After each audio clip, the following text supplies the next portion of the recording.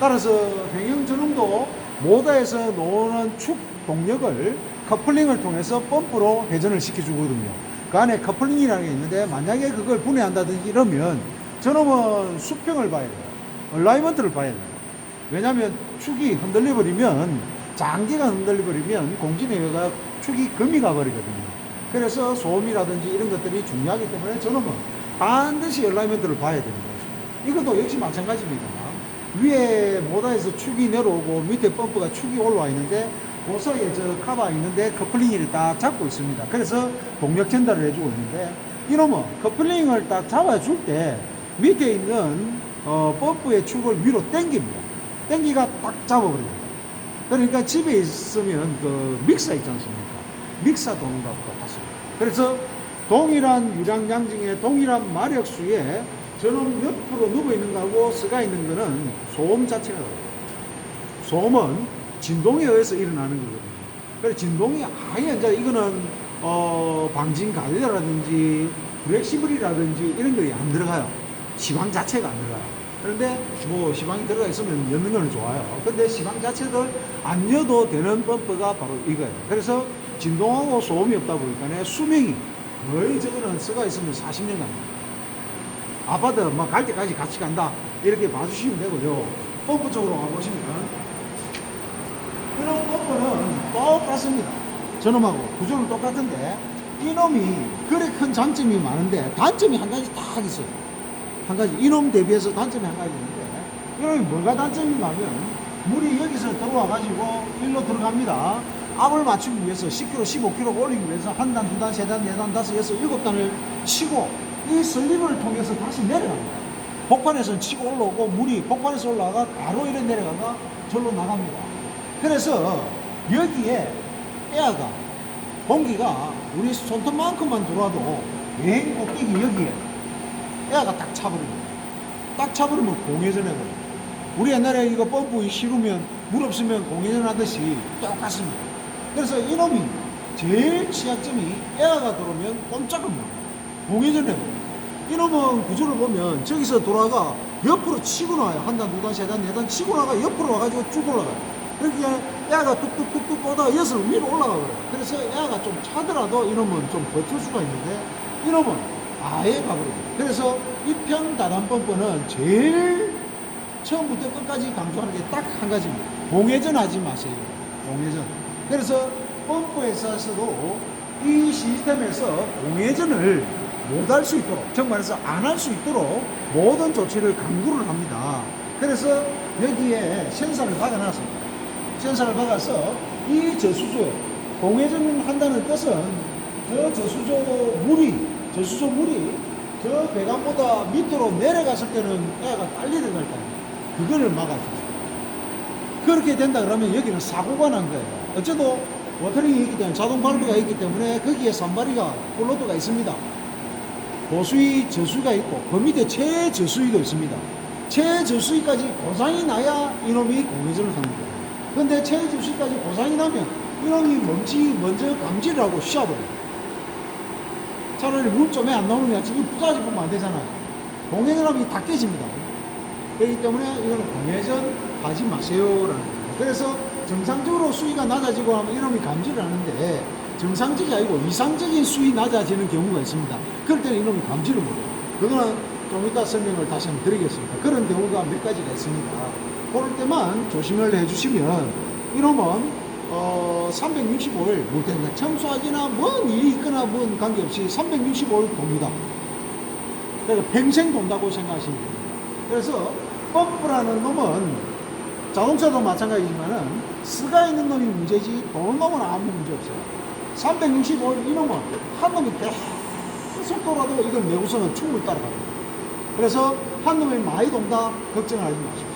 그건 괜찮습니다. 그러고 여기는 시스템이 33%씩 돌도록 프로그램을 다 해놨기 때문에 사람이 하는 게 아니고 기계가 하니까 훨씬 나았습니다. 그래서 펌프는 위에가 못하고 밑에가 축입니다. 펌프입니다. 위에가 못하고 밑에 축 펌프고요. 물은 일로 돌아가지고 절로 올라갑니다. 그리고 아까 이야기 드린 대로 여기에 에어가 차면 에어 빼기 하는 펌프가 맨 꼭다리 뒤에 있습니다. 저를 여기서 에어를 빼주시는 꼭 있다는 것만 아시면 됩니다. 에어 빼줄 때는 반드시 저 하부에 있는 토출 발브를 잠그고 빼주셔야 됩니다. 흡입해서 물을 밀어내야지 토출에서 물이 들어오면 에어가 바로 들어가 버려요. 그러니까 여기서 밀도록 상식적으로 밀도록만 해주시면 됩니다. 밀면 져서 에어가 다 나갑니다. 에어가 나가는 게 만약에 에어가 찼다 하면 어느 정도가 하면요, 코크를 딱 열면 치식 하고 끝이에요. 1초도 안 걸려요. 치식 하고 물이 쭉 나옵니다. 그럼 잠가주면 됩니다. 물론 뜨거운 물이 나오겠죠. 공인을 해서.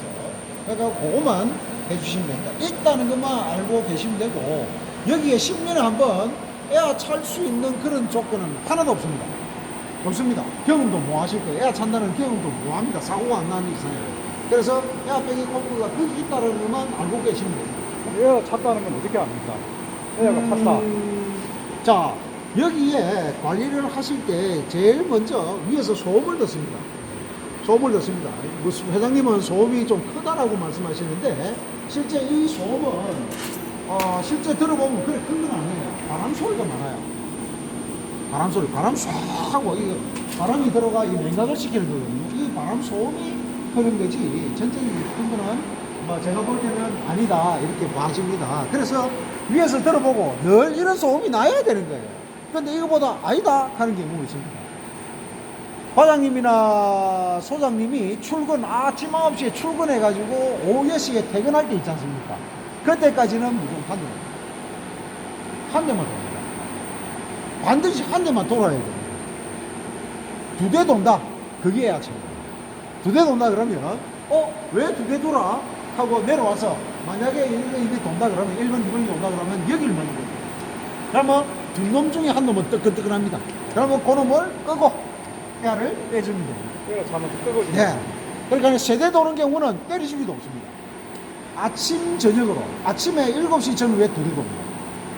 아침에 2대 돕니다. 그리고 저녁에 한여름에 저녁에 샤워 많이 할 때 2대 돕니다. 그 외에는 없습니다. 한 대는 스페어로 넘어갑니다. 그래서 세대는 한 대는 스페어로 넘어가면 안 되니까 세대 다 33%씩 지가 주펌프 없이 그냥 돌아갑니다. 그렇게 되어 있습니다. 에어가 차면 펌프가 많이 돕니다. 그런 경우가 좀. 자, 그리고 흡입 쪽에 이 센서가 붙어 있고요. 토출 쪽에 저기에 센서가 붙어 있습니다. 저 센서가 2개가 붙어 있는데요.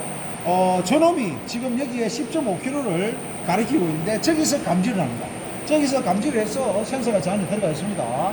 감지하고 여기서 신호를 주면 컨트롤러 해주면 컨트롤러가 인버터에 야 빨리 돌리라 천천히 돌리라 신호를 줍니다. 그러면 인버터가 빨리 돌려주고 천천히 돌려주고 이렇게 합니다.